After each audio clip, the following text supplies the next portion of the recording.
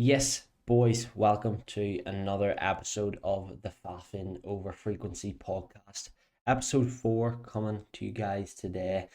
It's becoming a little less frequent than I would have anticipated or probably liked, but just things to do with life getting in the way. We've got the other podcasts. Like lifestyle loops and the odd beyond the process episode that's coming out. So you're not fully starved or deprived from myself on in a podcast format. But if you're watching on YouTube, you can see there's a supplement brand that I'm a very big fan of. I've just noticed that I'm double engineered muscle, doubling up on the engineered muscle apparel today, I guess you could say. But episode 4 of the podcast, and what I want to dive into today is a little bit about deloads. Now, I had a few plans or a few ideas for what this episode could entail, or the topic that this episode could um sort of cover. But since I actually did, in fact, deload last week, I think it's quite time appropriate, just appropriate with my own process to sort of bring you the episode on deloading. So, firstly, let's get straight into things with what is a deload. Now, I would sort of define it as time off training or a back off of intensity or volume, and you've probably heard the term devolume quite a lot. So I'd say that is under the blanket term of deloading, and a deload or a devolume period, a period spent at reduced volume in your training, is in order to combat side effects of the fatigue that's being accrued through a mesocycle. To get very particular with my English, accrued through a mesocycle, wow. And some of these symptoms that come as a result of fatigue building up are sore joints, less excitement to train, worse digestion, appetite falling off, or potentially a strength drop off. Once you start to notice these things that weren't present at the start of a mesocycle, start of a training block, you've just deloaded, your joints are feeling fresh, you're really excited to get into the gym, especially those hard sessions like legs. It's not thinking about those in a sort of anxious way. You're more excited to get in and do the work, whereas at the back end of a meso you might be thinking, oh, legs today, I really can't be bothered, and this is a sign of fatigue. And then just with more stress on the whole body and the body as a whole, you're going to notice, a lot of people do notice, worse digestion, worse appetite, and maybe higher sleep latency, so a longer time that taken to fall asleep.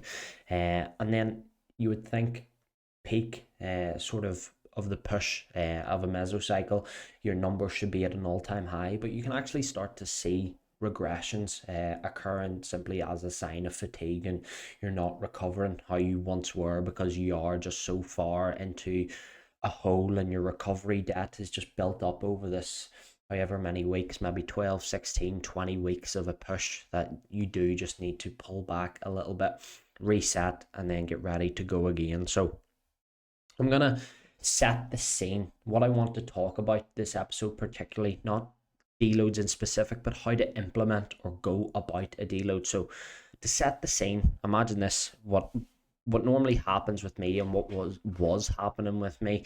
I'm waking up like I'm getting hit by a bus. I struggle to get out of bed sometimes. That's another thing. You might jump out of the bed first thing in the morning, but maybe when you're really fatigued, you've had a heavy training day the day before, maybe DOMs are quite high, you maybe lie in bed that extra 5 minutes, just things like this that you normally wouldn't do, your normal self wouldn't do, you might catch yourself doing when you're highly fatigued. Then it's training day, you're less excited to train, maybe you've got a bit of a bitch mindset, mentality. You're thinking of your leg day, and it's, oh, I have to do a 12 rep leg press and that's gonna fucking suck. And you're thinking about the negatives rather than, oh, I'm gonna go in for this leg press set and fucking progress that. I'm gonna stick 2.5 kilo aside and get a +1 rep. No, you're thinking of, oh, my quads are really gonna hurt during that and I have to brace really hard 12 times over. Oh, I really can't be fucked doing that. And then you start to paint the picture that, maybe I do need time off training. And what I mentioned there about sticking 2.5 kilo aside on and getting an extra rep on the leg press, maybe you aren't able to do that. Maybe you go in, maintain the same load, but you actually drop a rep and you're like, shit, I'm at an all-time body weight here, but I'm not progressing, and this body weight that I'm putting on isn't reflective of better training performance, which is something you always need to bear in mind. Going sort of off topic here, when you're gaining body weight in a push-up or an off season, your training performance has to be correlating to that extra performance. If you're putting on body weight for the sake of it, maybe you're gaining 2 pounds a week, but you're only able to maybe add a rep to one or two movements in a session, something's going wrong there. That is not quality weight. But not to get sidetracked, I will leave that point there. So we've painted the picture, less excited to train, less progressions in the logbook. You're waking up really sore and unmotivated, I guess. Motivation, something a lot of people ask about. And typically us bodybuilders in quotation marks don't really need the motivation to carry us through to tick the boxes, but our drive or willpower to do the things to tick the boxes is just lower. We're still going to do them, but there's a bit more resilience to doing the hard stuff. Maybe you look at the spin bike in the morning, you're like 30 minutes cardio, and you're in the off season, so it's not even difficult cardio. Your heart rate's getting up quite easy, but it's just the idea of actually bringing yourself to get on that spin bike and getting your heart rate up. There just is less drive to do the hard stuff when you're fatigued. So previously, a week off the gym, just straight Monday to Sunday off the gym, might have been prescribed. I think this was definitely an old school approach, just taking a full week off training. But my approach, and I guess basically everyone's approach, has differed and probably improved over time to where this isn't the best approach. So the two main things I think you need to consider when implementing a deload is, if it's for yourself, do you or a client, does the athlete need time out of the gym, just not in that gym environment, not seeing the inside of the gym for any reason? Do they need that sort of mental reset? Because when we think of a deload, yeah, it's physical symptoms and physical side effects of fatigue, but it's also the mental sort of burnout aspect that we need to think about. If we're in the gym 5 times a week, most of us are training. Maybe you're in every day if you're doing cardio in the gym and you don't have cardio equipment at home.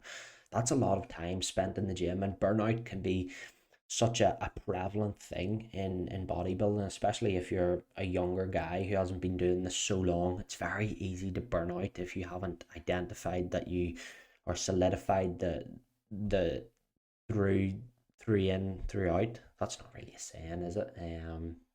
Through thick and, I don't know what I'm going with here, but if you haven't solidified that love for the sport and been doing it a long time, I think burnout can be very applicable. And even if you've been doing it a long time, you can still get burnt out very easily. So you need to consider, do you need that mental reset? Now this sort of ties into taking days off versus taking devolume sessions.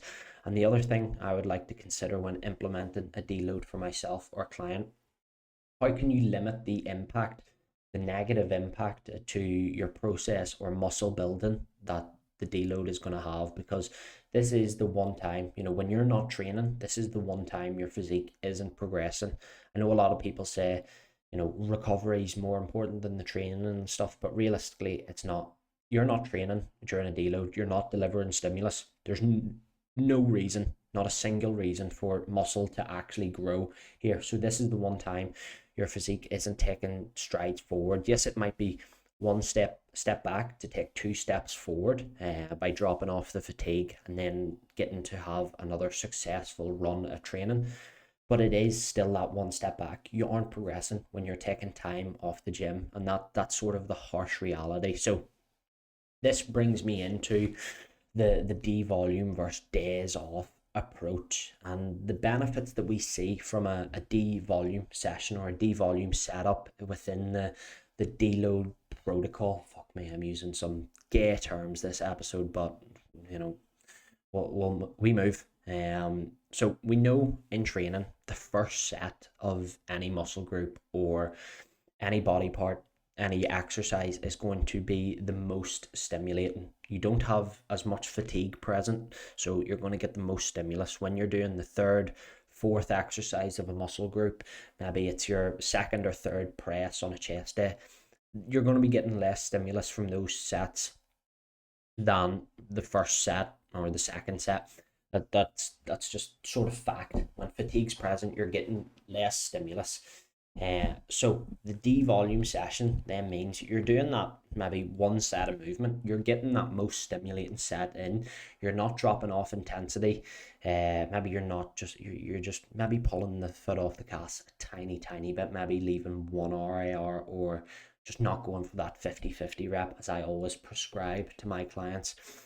So you get the first set, which is the most stimulating. So you're upholding a good level of stimulus compared to a straight day off and time out of the gym, because you're not delivering any stimulus when you're not in the gym realistically. So you've got the stimulus from the devolume sessions. You're not going to be losing any muscle. You're not going to be losing any muscle taking a deload straight days off the gym, are you? Realistically, you aren't, but you're also giving yourself the opportunity to still progress your physique with a devolume session, because that first set is the most stimulating.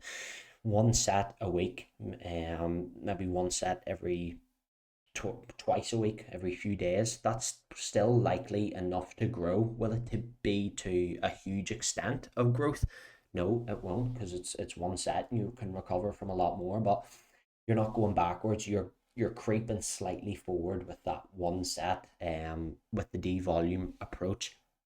Now, doing that one set and going in for that devolume approach also means you're upholding that sort of neurological pathing or connection you have with movements. When you take time off the gym, like a straight week deload that I'd say a lot of us have, the first week back to training often doesn't feel amazing. Yes, it can sometimes, but a lot of the time you're not accustomed to your movements. Everything feels foreign, especially your big heavy hitter movements like a stiff leg deadlift or an RDL. Hinge movements come to mind, especially free weight stuff like a dumbbell press.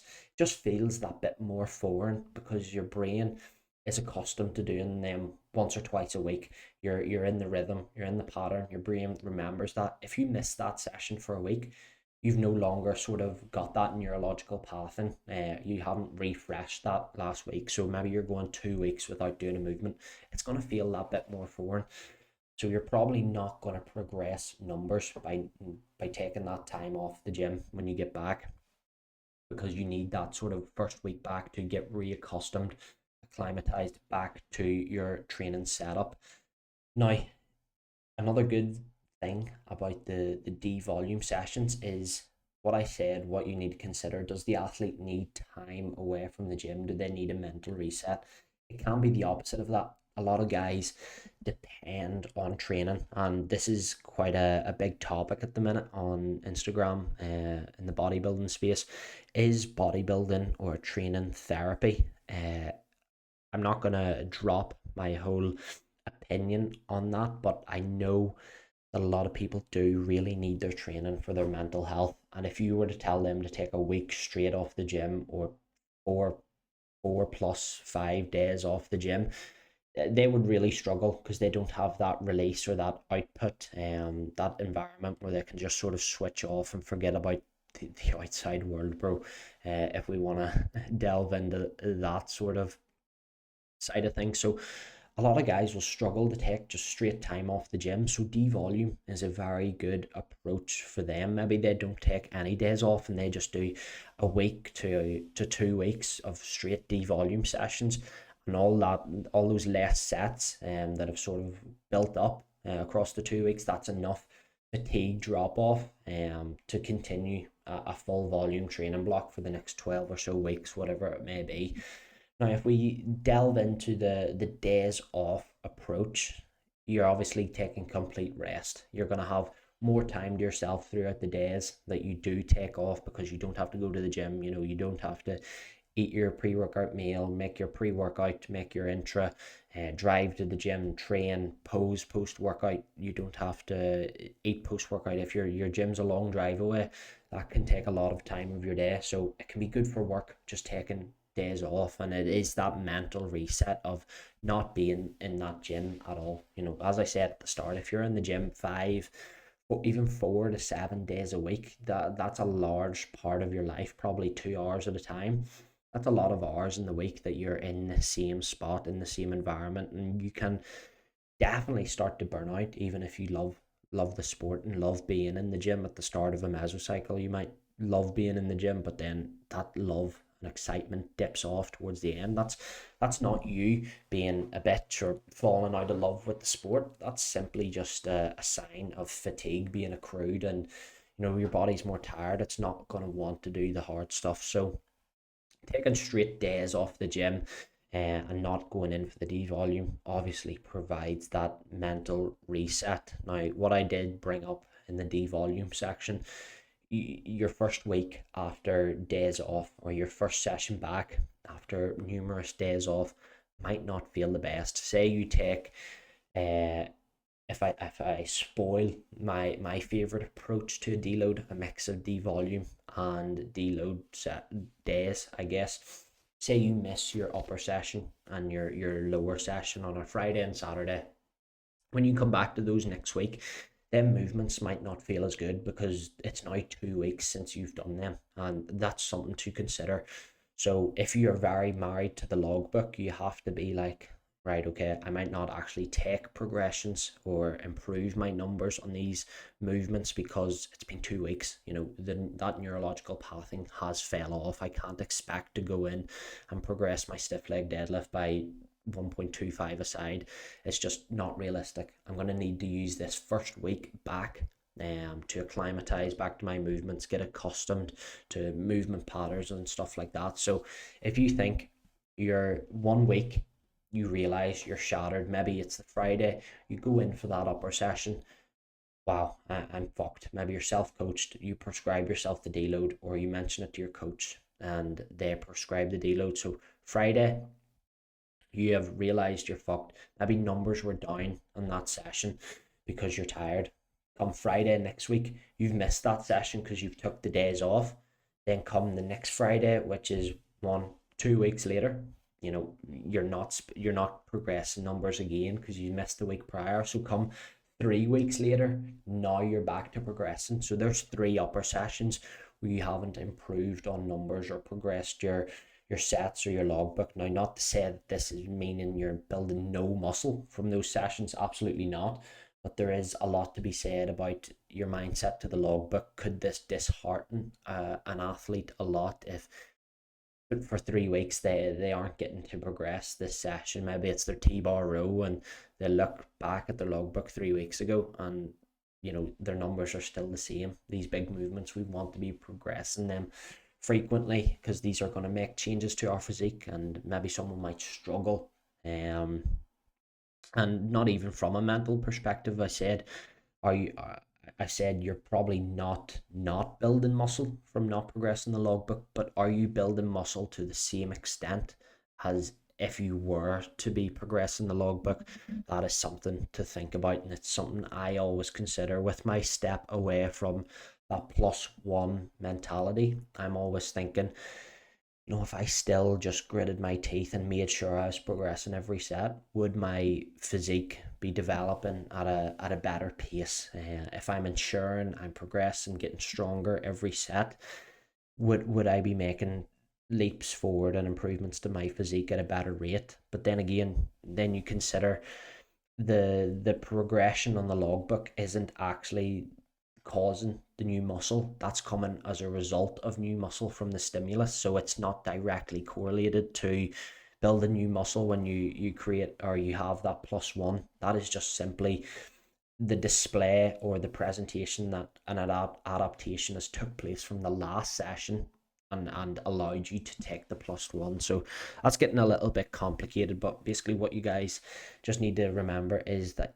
when you take time off, when you miss a session, you might not progress the exercise the same, because neurological pathing and being accustomed to a movement is so important. I would rather be more neurologically adapted or connected, accustomed, whatever word you want to use, in this spot. I'd rather be accustomed to the movement than maybe have a bit more body weight behind me. Say I'm given two scenarios of maybe I'm down 2 pounds from my last push session. I would much rather that than having not done my push session for the last 2 weeks or the two rotations. I think being accustomed to your movement far outweighs a lot of other variables that could mean a regression in your strength.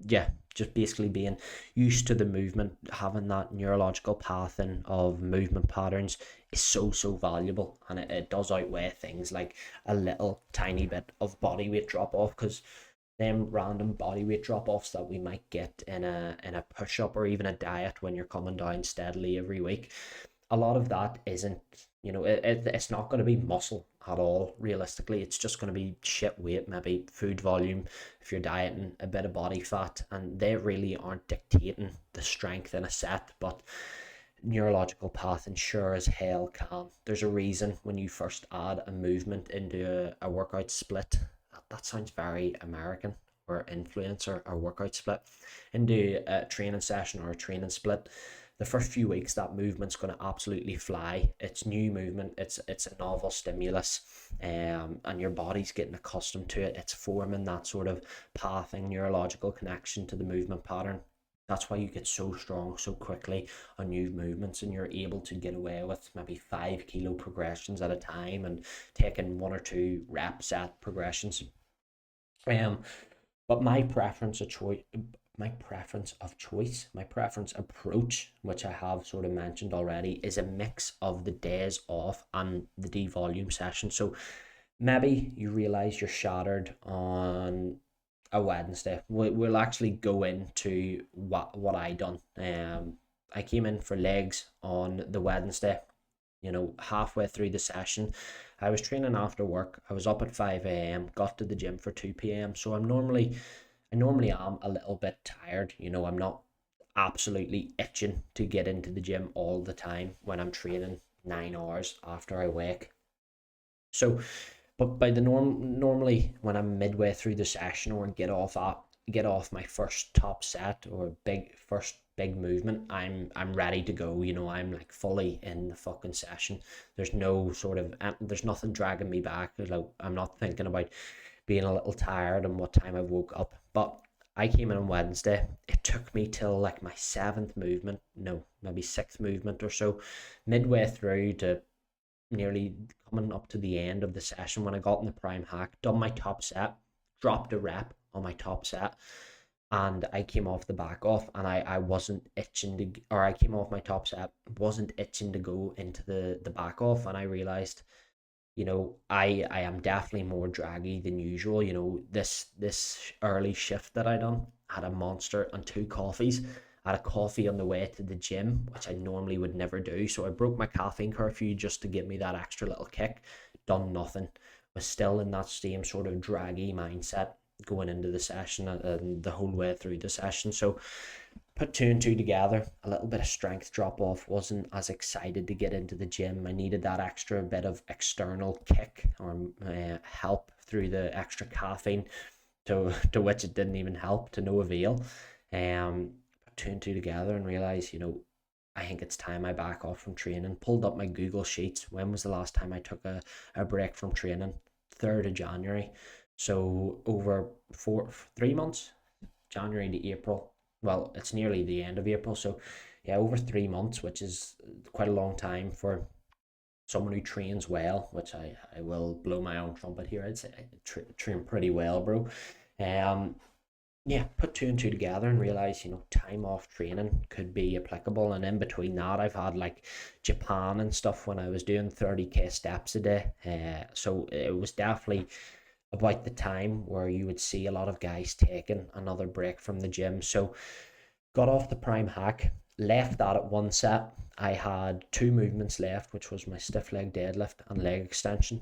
Just done one set each, reduced both of them movements by one set, so three total working sets pulled away from that leg session.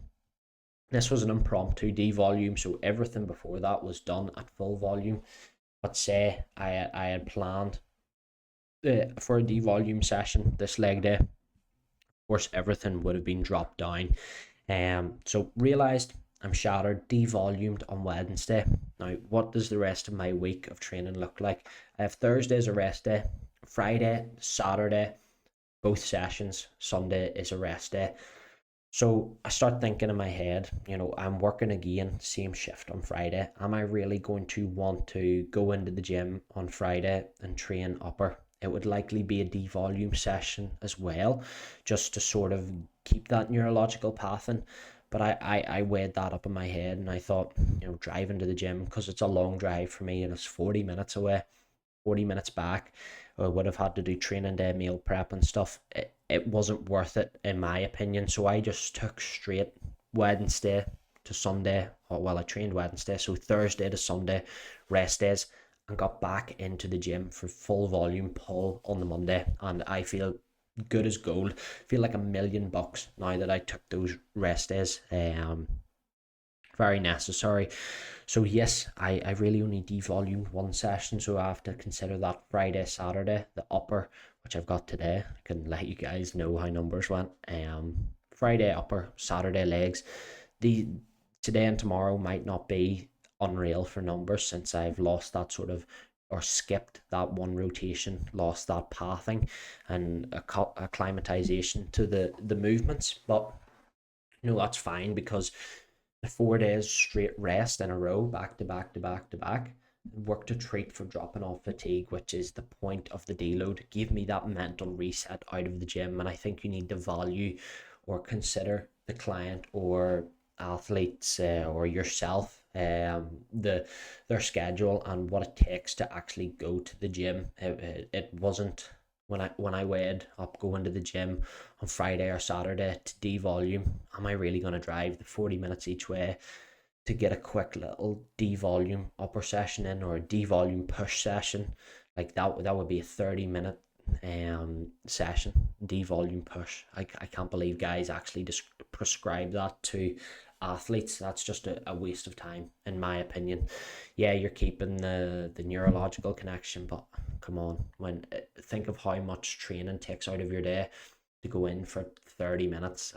I don't know, I don't personally agree with that. Now, what I am not a fan of is putting devolume sessions everywhere, completely shoving them down your throat when it comes to time off training. So before, people will maybe prescribe a week of devolume sessions before the deload, before any days off.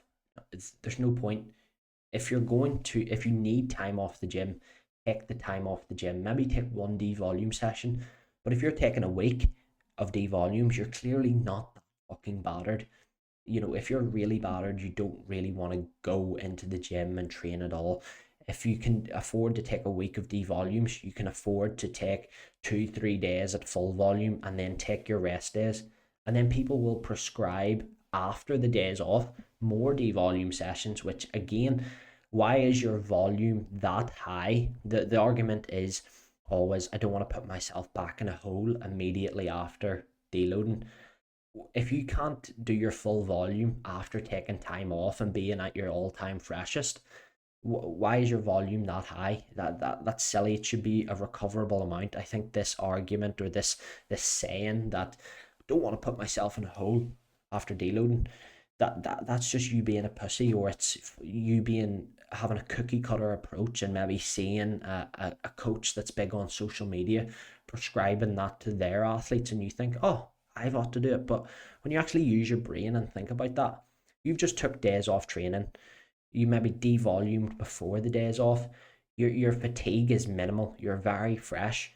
Why can you not get away with the full volume that you normally do, that you were doing 2 weeks ago, when you were absolutely battered after 10 weeks of straight full volume training? If you get me, it's just a sort of cop out, I think, the devolume sessions before and after training. So I do not like shoving them down throats and programming loads of devolume sessions. I would rather one or two before the days off the training to uphold that connection with movements and not let that fall off. Take the days off and get back into full volume, because volume is going to be, it's not a, is it a primary driver of hypertrophy? Not really, because it's mechanical tension, and if you're not creating mechanical tension in your sets, volume can't be a driver of hypertrophy. But let's say you are creating mechanical tension and taking your sets to a close proximity of failure, volume is going to be a driver of hypertrophy, because you're delivering more stimulus, because you're doing more sets. So you have to think of that. You're shooting yourself in the foot by giving yourself loads and loads of devolume sessions. Where I think loads of devolume sessions, or more than a couple, is applicable to a deload protocol or time off training or pullback of intensity. I think if we go back to the client that needs time in the gym, they can't take time off the gym mentally, it is their sort of release or their escape.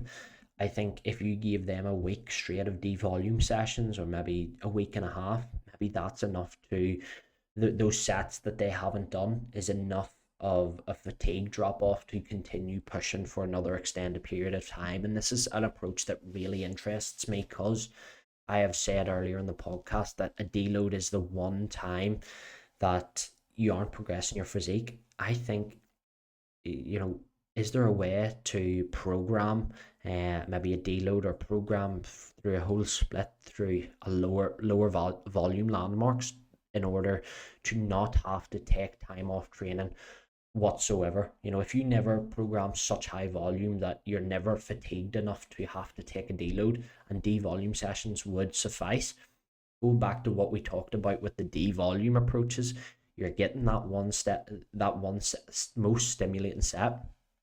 You're taking small steps forward in your physique, which is better than nothing. So technically, if someone was able to get away with a week of devolume sessions rather than taking straight days off the gym and providing no stimulus, they would actually be making better physique progress. And this is definitely an approach that does interest me. But then you have to consider the mental reset again, and this is where days off training, days out of the gym is 100% needed. Now, we are just past the half an hour mark, so I want to quickly dive into, or just touch upon, lower intensity sessions. So we've touched on devolume, or days just completely out of the gym. Now, what about lower intensity sessions? I think they, of course, aren't going to be as enjoyable. Most people want to train to failure. Most people that train to a good level do train to failure, and that's the big reason why they don't follow the literature that says a rep or two reps in reserve is better for hypertrophy, because they enjoy training to failure. If you were to prescribe them lower intensity sessions, they wouldn't enjoy it. It would again be a waste of time sending them into the gym. And if you are being smart with your training on a regular old week, maybe not taking that 50-50 rep, or maybe you do leave one rep in reserve, does that mean a lower intensity session has to come down to 3, 4, 5 reps in reserve?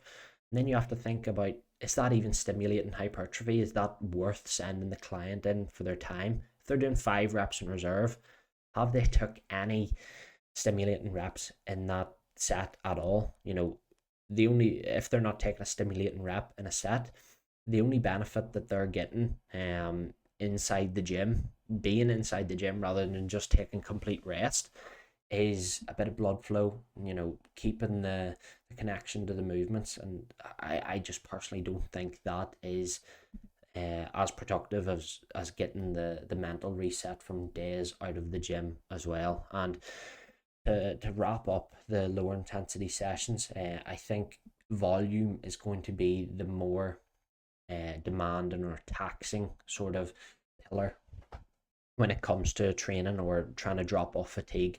If you take your sets to failure, let's say you don't take that 50-50 rep, but you train really, really hard, take your sets to failure, doing 3 of those sets is going to be more fatiguing than just one to all out failure. So I would prefer one set to all out failure than 3 or 4 sets of 2 reps in reserve. I think that is going to be the better approach in limiting fatigue. I think volume has to be considered and ranked quite highly for metrics that are going to be the most fatiguing. So, guys, that will do us for the deloading episode. I do want to finish up with the sort of takeaway of the week. Well, it's takeaway of the last 2-3 weeks. Yeah, brief hiatus. I do apologize. I want to make these podcasts more frequent, but I also don't want to burn myself out of the podcasts. Maybe need some days out of the podcast studio to avoid burnout. Who knows? But takeaway of the week, or the last 3 weeks, as I said, a fun one. It's not an educational one this week. Mac oil, mac nut, macadamia nut oil, or coconut oil in your cream of rice. Absolute game changer. Your cream of rice will level up if you stop using dark chocolate or almond butter and use coconut oil or mac oil and mix it in. Cook your cream of rice, whisk, microwave, not kettle and spoon. Whisk, microwave, cook it up, make it a bit runnier, mix in your cream of rice with the whisk, or mix in your oil of choice into the cream of rice with a whisk. Maybe thicken it up a bit more in the microwave. Banging texture is ridiculous. That is something that I have gathered in the last few weeks since I recorded the last episode of the podcast. So that is how you up your cream of rice game entirely, and then you can use your whey to flavor it, and your berries and your cinnamon and stuff like that. So guys, to leave the episode, I just want to state the best approach, my favorite approach to deloads could be, or is, that mix of devolume and time off the gym. You want to limit the time that you're actually taking off, because you want to limit the time that your physique isn't progressing, but you also want to benefit a little bit from that mental reset. So we'll leave that there with that nice little conclusion. Thank you again for listening, watching. If you're on YouTube, if you did make it this far, I really appreciate it. Like, comment, share, subscribe. Drop me a star rating on Spotify, guys. I'm not too sure what that does, but it's cool when I go onto the Spotify app and I see the show's got reviews. So I appreciate that massively. And guys, I will catch you in the next episode, episode 5 of Faffing over frequency. Cheerio.